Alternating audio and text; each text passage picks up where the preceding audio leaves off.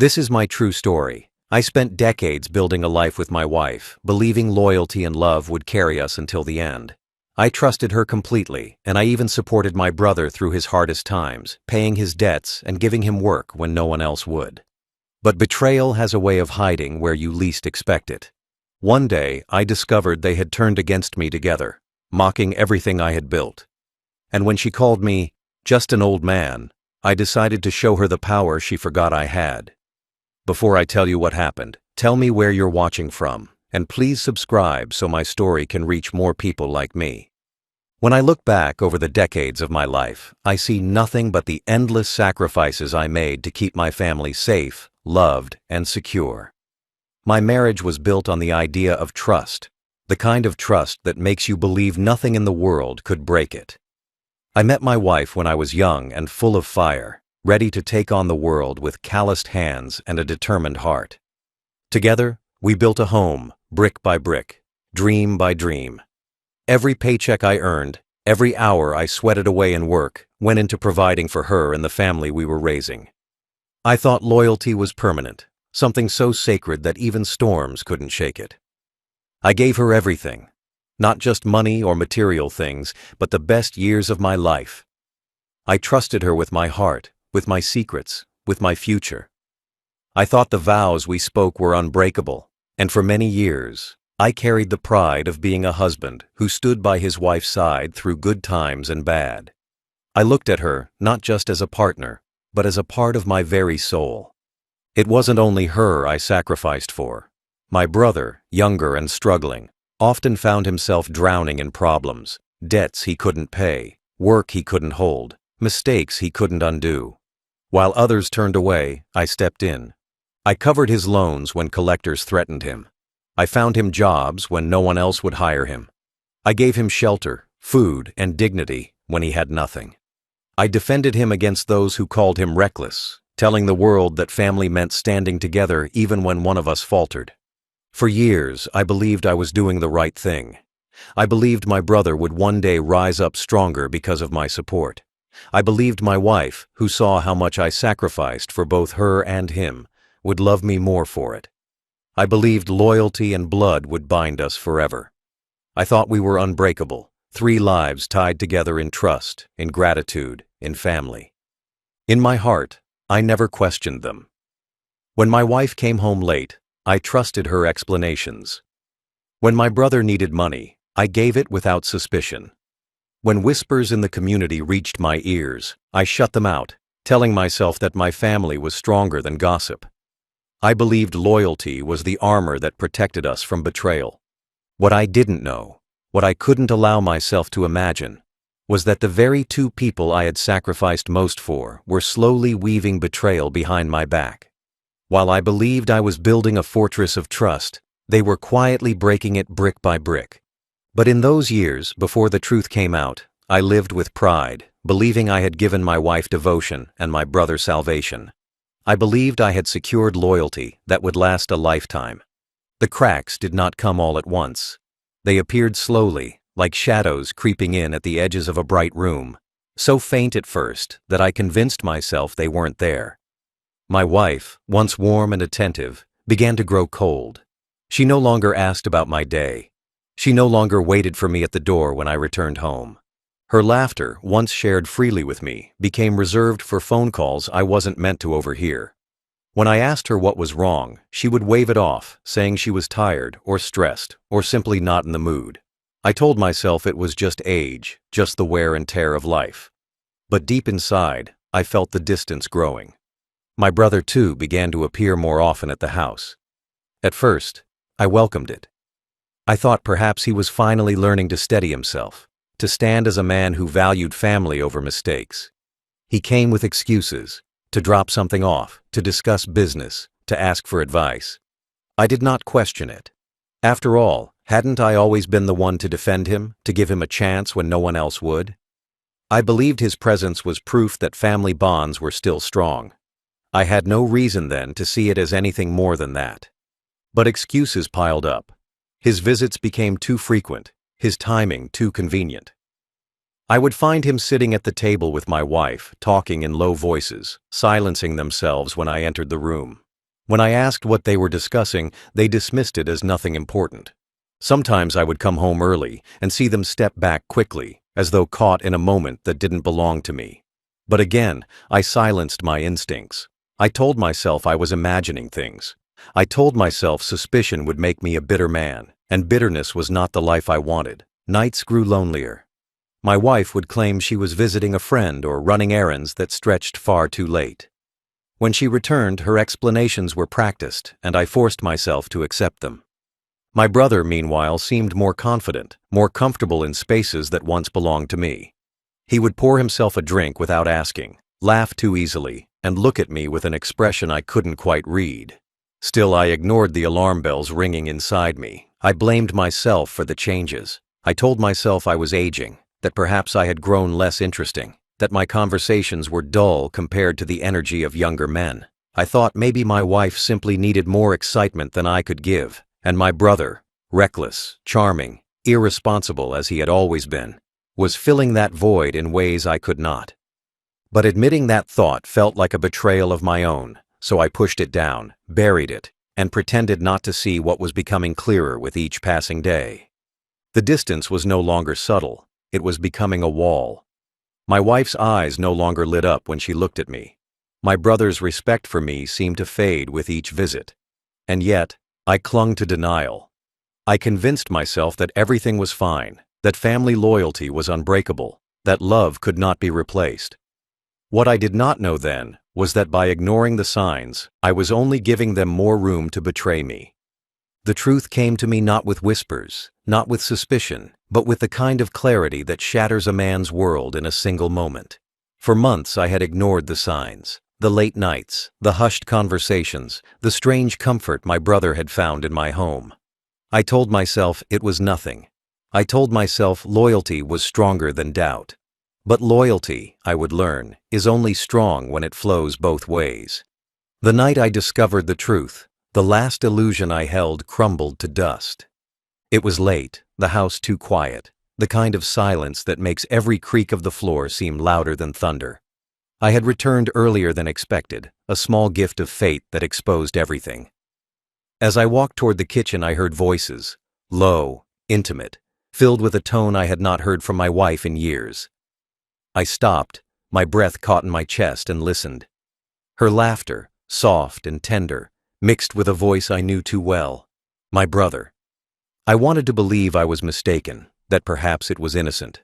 But then I heard words I could never unhear, whispers of love, promises exchanged, secrets shared that should have been mine. My knees weakened, my chest tightened, and for a moment I thought the weight of it might kill me right there in the hallway. When I stepped forward and saw them together, close, intimate, entwined in a way no brother and wife should ever be, the truth no longer hid in shadows. It was in the open, raw, and merciless. The betrayal cut twice as deep. It was not only the woman I trusted, the wife I had sacrificed for, who had turned against me. It was my own brother, the man I had defended when the world gave up on him, the man whose debts I paid, whose mistakes I covered, whose dignity I restored time and time again. Together, they had mocked everything I had built, everything I had given. My wife betrayed my heart. My brother betrayed my blood. I felt my entire foundation collapse in that moment. The years of sacrifice, the vows spoken at an altar, the childhood memories of protecting my brother from harm, all of it burned to ashes. I stood there, unseen for a moment, my hands trembling, my face burning with shame, realizing that the two people I trusted most had made a fool of me. They didn't see me at first. They were too wrapped in their betrayal, too consumed by the fire of their arrogance. When my wife finally noticed me, her face froze, not in guilt, but in annoyance, as if I had interrupted something she believed was hers to have. My brother looked at me with a mixture of fear and defiance, as though daring me to speak, to fight, to acknowledge what had been happening under my roof. In that moment, I felt not just betrayal, but humiliation so deep it threatened to hollow me out. I had spent my life building loyalty, but loyalty had been nothing but a mask they wore while they plotted against me. My marriage, my brotherhood, my family, all mocked in a single cruel discovery. After that night, nothing between us was the same. I carried the weight of what I had seen like a stone crushing my chest, every breath a reminder that the two people I trusted most had betrayed me in the deepest way possible. I tried to find words, but silence often replaced them. I walked through my own home like a ghost, moving past their whispers and stolen glances, watching as they treated my pain as if it were invisible. The betrayal was sharp, but what followed was worse. The humiliation that stripped me of dignity in my own house. It happened during an argument not long after, when the distance and the silence finally snapped. I confronted her, not with shouts, but with questions, hoping that somewhere in her was still the woman I once knew. But instead of remorse, she delivered cruelty with the ease of a knife sliding between ribs. She sneered at me, her voice cold and sharp, and spat out the words that I will never forget. "You're just an old man, not enough for me anymore." The sting of betrayal was already deep, but those words cut into something even greater. They did not only expose the affair as a choice of passion, they reduced me as a man, as a husband, as a human being. In her eyes, I was no longer her partner, no longer someone of value, but a relic, discarded, mocked, and unworthy. My brother stood there in silence, not defending me, not denying the affair, not even ashamed. His silence was its own confession, his cowardice its own weapon. I had lived a life of sacrifice, of loyalty, of building something from nothing. I had worked through nights, endured hardships, and given my strength to create a life of comfort for the very people who now turned against me. And in that moment, all of it was erased with one cruel sentence. I was no longer her husband in her eyes. I was no longer his brother in his eyes. I was simply an old man, discarded and humiliated in the house I built, at the table I provided, within the family I had devoted my life to protecting. That was the final humiliation. It was no longer just betrayal hidden in shadows. It was open disrespect, spoken aloud, meant to crush me. And though it nearly did, something inside me hardened. Her words, cruel as they were, awakened something I had long forgotten. The quiet power of control, the strength not of fists or rage, but of patience and planning. If she saw me as nothing but an old man, then she had forgotten who I truly was. The man who built the foundation of her life, the man who held the keys to everything she and my brother depended on. In the days that followed her cruel words, I no longer saw myself as broken. I saw myself as awake.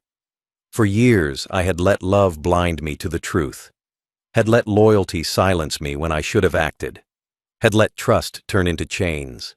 But now those chains were gone. Her sneer, my brother's silence, they reminded me of something they had both forgotten.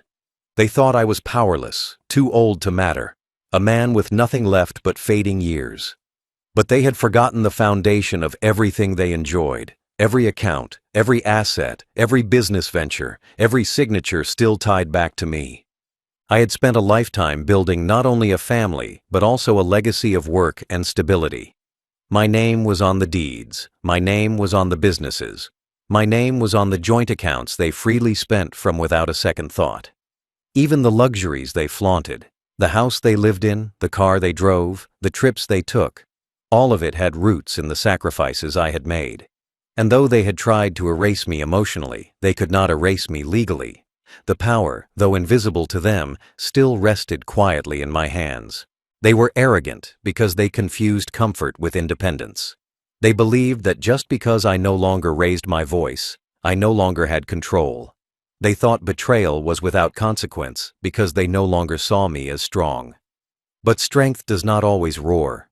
Sometimes it waits, silent, patient, knowing that the right moment will reveal it. At night, I walked through the house, not as a ghost anymore, but as an observer. I listened to their laughter, their whispered plans, their careless use of what they thought belonged to them. I saw my wife wearing jewelry purchased from accounts that bore my name. I saw my brother enjoying meals paid for by my labor, and I realized with clarity that they were not just betraying me with their affair. They were doing it while resting on the very foundation I had built. They mocked me as an old man, but every step they took was funded by the same old man they despised. And that was when I understood. The greatest revenge would not be in shouting, not in exposing them to neighbors, not even in fists or rage. It would be in reclaiming what was mine. They thought they were free, but their freedom was an illusion built on my resources. Without me, they had nothing. Without me, their empire crumbled into dust. The power they forgot still belonged to me, and it was time I reminded them. The night after her words, "You're just an old man," echoed in my head. I sat alone with a pen, a notebook, and the quiet strength of clarity. For the first time in years, I wasn't thinking like a broken husband or a betrayed brother. I was thinking like the man who had built everything they depended on. Rage might have burned in my chest, but I refused to act recklessly. If I was to strike, it would not be with shouting or violence. It would be with precision, calculation, and patience. Revenge, I realized, is most powerful when it is silent and absolute. I started with the banks. Over decades, I had carefully ensured that every joint account, every business venture, and every line of credit still bore my name as either owner or guarantor. While they were busy mocking me, they had forgotten to strip me of the very power that tied their lives together.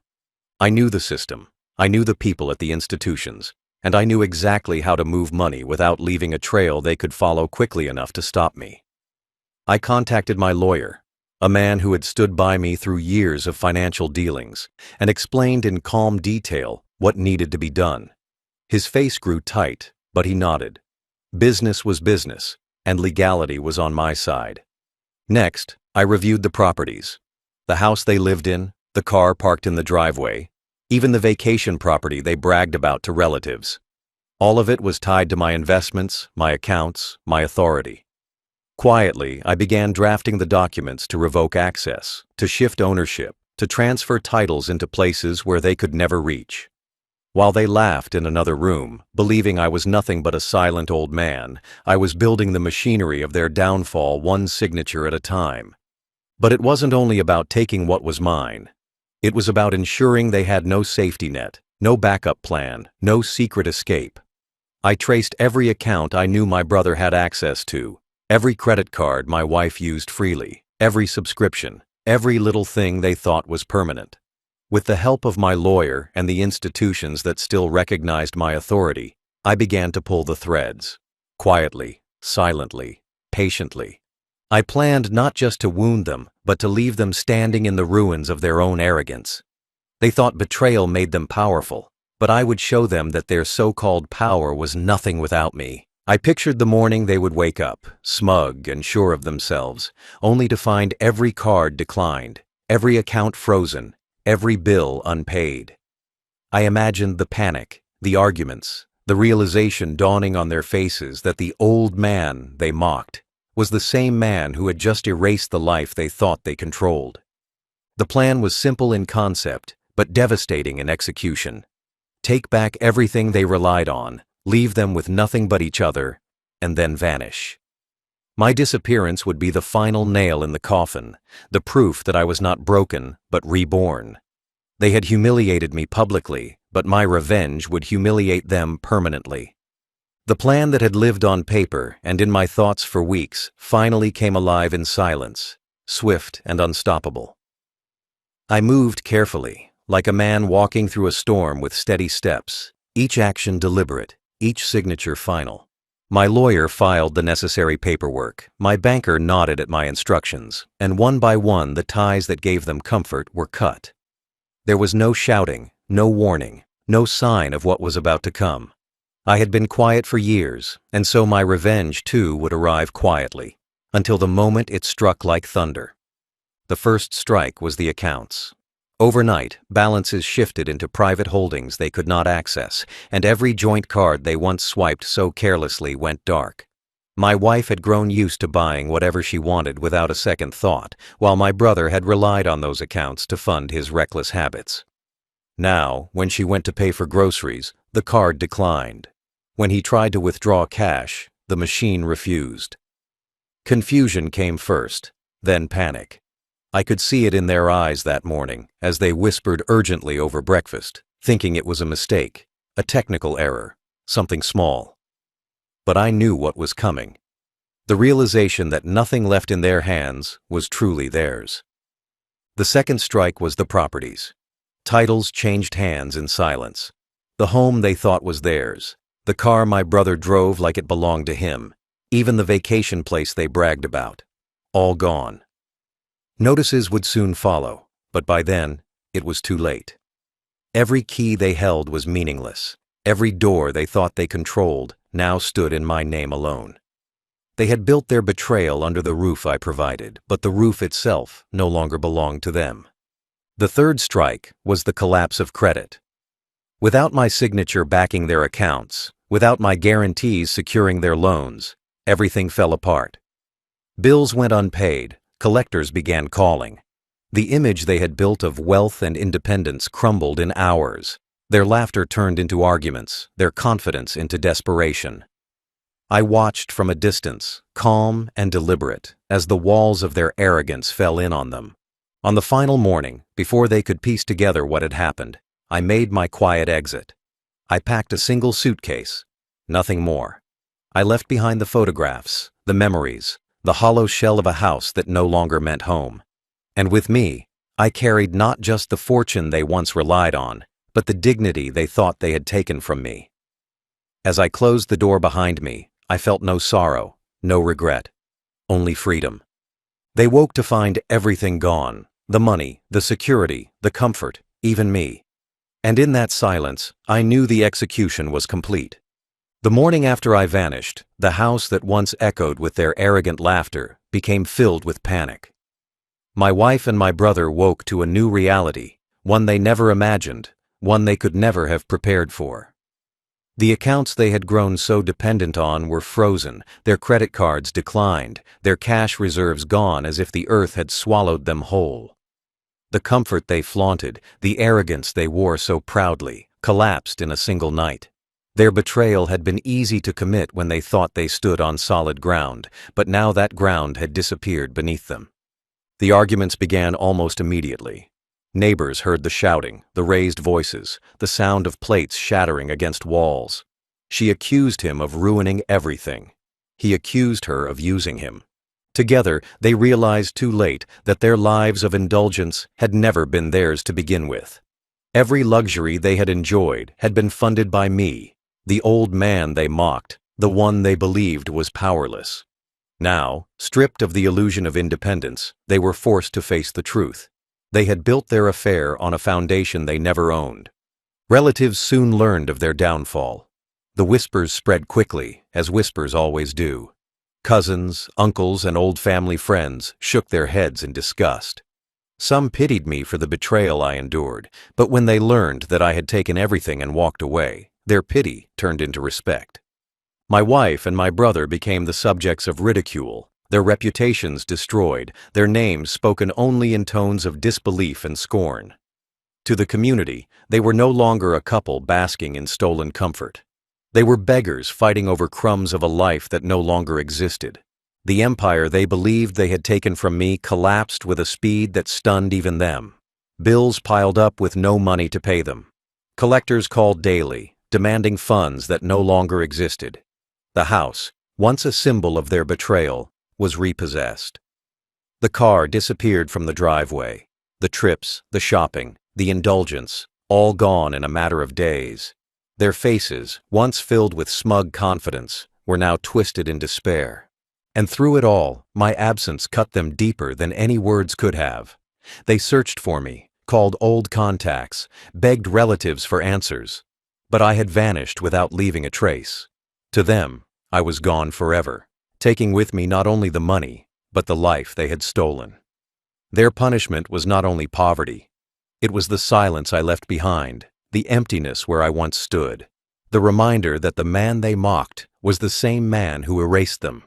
The fallout was not just financial, it was social, emotional, spiritual.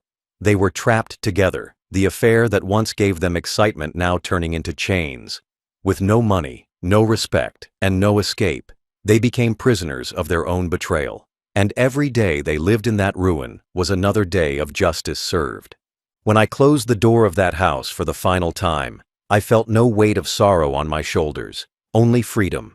The betrayal had already burned through me, And the humiliation had already scarred me, but now I carried something far greater, the satisfaction of knowing I had ended their illusion. I didn't slam the door. I didn't leave a note. I simply walked away, suitcase in hand, and left them to choke on the ashes of the life they thought they owned. That was my justice. Not to argue, not to fight, but to disappear with everything they depended on. I had planned my vanishing carefully, just as I had planned the execution of their downfall. I chose a place far away from the town, where whispers carried too quickly. A quiet village where no one knew my name, where no one asked questions, where I could sit on a porch and watch the sun set without hearing the echoes of betrayal in the walls around me. I opened new accounts under my own name, secured by the wealth I had taken back. The banks respected my silence as much as they respected my signatures, and in that silence, I built a life just for myself. For the first time in decades, I lived without compromise. There was no wife to scorn me, no brother to lean on me, no family to demand more than I could give.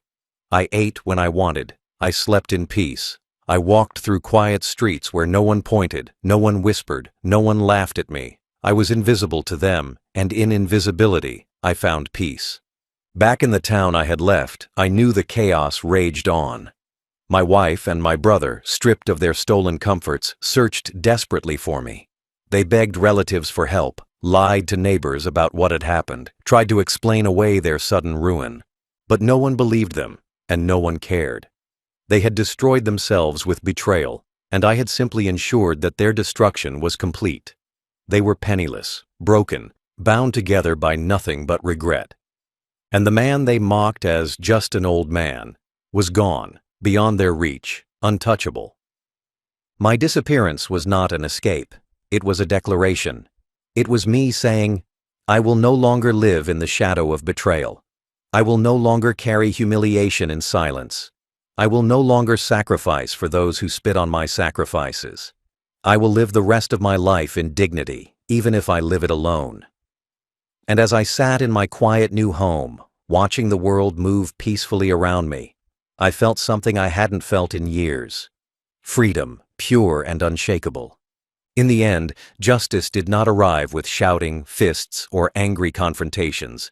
It arrived in silence, in patience, in the quiet power of a man they thought was finished.